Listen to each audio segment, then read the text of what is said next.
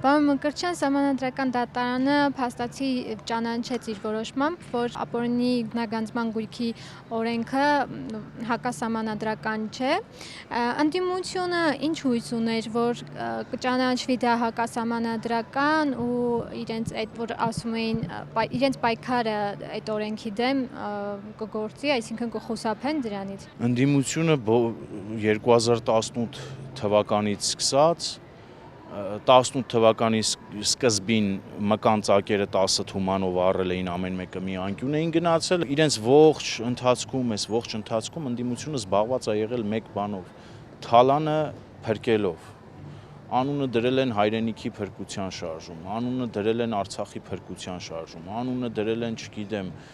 ոչ թրքացմանը, էլ ինչ ասես որ չեն դրել, բայց հիմնական նպատակը ու գերնպատակը եղել է թալանը փրկելը։ Տարիներ շարունակ այն, որ Հայաստանի Հանրապետության քաղաքացիներին նրանք հարստահարել են, նրանցից շատերը դոլարային միլիոնատերեր են, նրանց բերել է քաղաքականություն։ Մեկն էլ կա, էլի նորաթուխ քաղաքապետ, օրինակ Վարդան Ղուկասյանը, ինքն իրեն Վարդանի քրճակած, ինչի այս մարդը մտել քաղաքականություն, որովհետև ինքն է հայտարարել ապօրինի գույքի ծագման մասին օրենքը տարածվում է նաև իր վրա, իրավապահները թակել են իր դուռը այս մասով եւ ինքը ստիպված է եղել վերադառնալ քաղաքականություն ու զբաղվել քաղաքականությամբ։ Ընդդիմությունը թալանն է ուզում փրկի։ Ես ուրախ եմ, որ ապօրինի գույքի մասին օրենքը, վերադարձի մասին օրենքը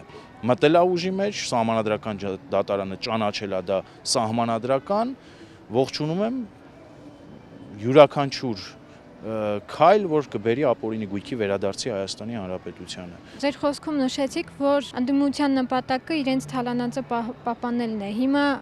այս Սահմանադրական դատարանի որոշումից հետո ինչպես են փորձելու պահպանել գույքերը իրենց ապօրինի։ Ինչպես, ես իզուր չասեցի, հայրենիքի փրկության շարժում կար, անունը այդպես էր։ Մի ինքնասառեցված տերտեր կար, որ տավուշներ փրկում, բայց 5 րոպե ժամանակ էր տալիս Հանրապետության հրապարակ հասնելուն պես վարչապետին հրաժարական տալ։ Այլ տապալված շարժումներ, օրինակ Հանրապետության տարածքով Լեռնային Ղարաբաղի դրոշ տնկելու հայտնի ակցիաները։ Այսպես, ներողություն հոկտեմբերի 27, մարտի 1 իրականացրած կամ այդ իրենց կառավարման տարիներին իրականություն դարձած այդ աղետալի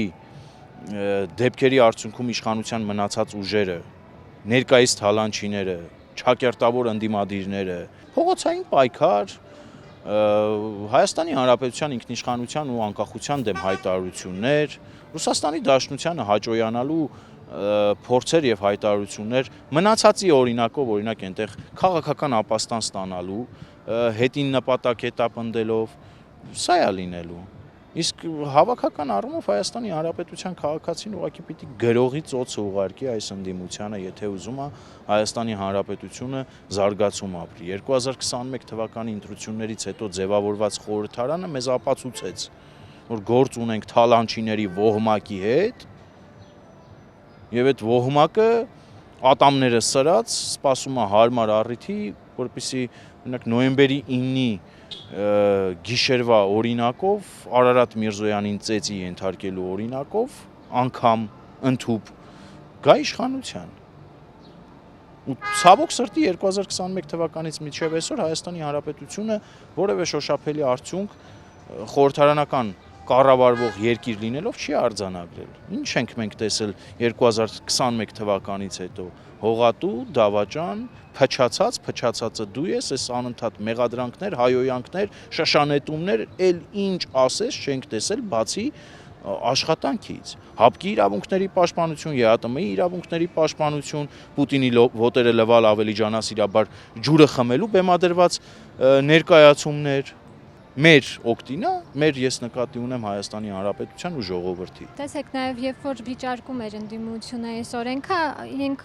այսպես դեռ որոշումը չկայացած, ասում էին այ որ Սահմանադրական դատարանը սա ճանաչի հակասահմանադրական, պետության համար գլխացավանք է լինելու, ստիպված է լինելու այդ առգրաված ապօրինի գույքից ավելի շատ միջոցներ, նորից հետ վերադարձնեն տվյալ անձից, ումից որ առգրաված կլինեին։ Այդ իրենց հույսը ինչից էր գալիս։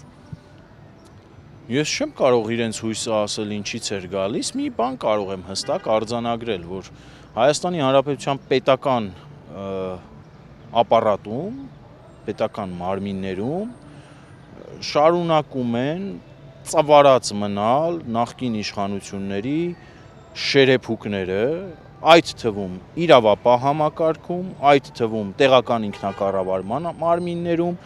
տարբեր նախարարություններում շարունակում են ծավալած մնալ իրենց շերեփուկները։ Գուցե հույսներն այն էր, որ Սահմանադրական դատարանի դատավորների մեջ կգտնվեն մարդիկ, որ չեն գնա այս ճանապարհով։ Այնտեղ, եթե չեմ սխալվում, մի շերեփուկ էլ իրենք ունեն Հրայր Թովմասյան անունով, որին այդպես էլ չհաջողվեց Փաշինյանին պինցետով Սահմանադրական դատարանից քաշել ու դուրս հանել։ Նպատակը եւ հույսը երևի թե սա էր։ Շուրջ 300 գործ կա, հա, այդ ապօրինի գույքերի վերաբերյալ, որ պետքա քննվի, ըստ ձեզ, այսինքն միայն այս օրենքով բավարար է լինելու վերադարձնել այդ գույքերը, թե նաև այլ մեխանիզմներ պետքա ձեռնարկի իշխանությունը։ Միանշանակ կբերվի, բայց արդյոք ամբողջը կվերադարձվի պետությանը, թե ոչ։ Գիտեք, այդքան էլ մեծ հույսեր չունեմ։ Ես օրինակ դեմ եմ արտահայտվել դատախազության հետ հաշտության համաձայնագրի այդ փորձին, որ կիրառվեց, ինչ էին անում, ապօրինի գույքի սեփականատերը պոտենցիալ թալանչին, պայմանական ասած $1 միլիոն թալանած նախկին պաշտոնյան գալիս էր իբրև բարի կամքի դրսևորում դատախազության հետ կնքում էր հաշտության պայմանագիր, 60-70%-ը լավագույն դեպքում տալիս էր Հայաստանի Հանրապետությանը, իսկ ապօրինի շրջանառության մեջ եղած կեղտոտ գումարից գեներացած բիզնես հնարավորություններն ու բիզնես շրջանառության մեջ եղած գումարը շարունակում է այդ ապօրինի ծագում ունեցող գույքի սեփականատիրոջ ձեռքին մնալ։ Հանրության շրջանում նա ինչ դիրք է գրավում, միանշանակ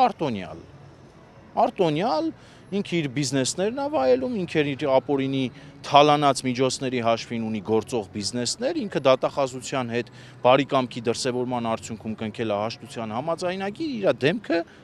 ժողովրդական լեզվով ասած պարզ է, բայց սա էլ ընդունելի գործելավոճ չի։ Այն ինչ տարվել է պետությունից կոպեկ առ կոպեկ պիտի հետ գա։ Ասեմ ավելին, այն ինչ տարվել ու դրվել է բիզնես շրջանառության մեջ, դա էլ պիտի հետ գա։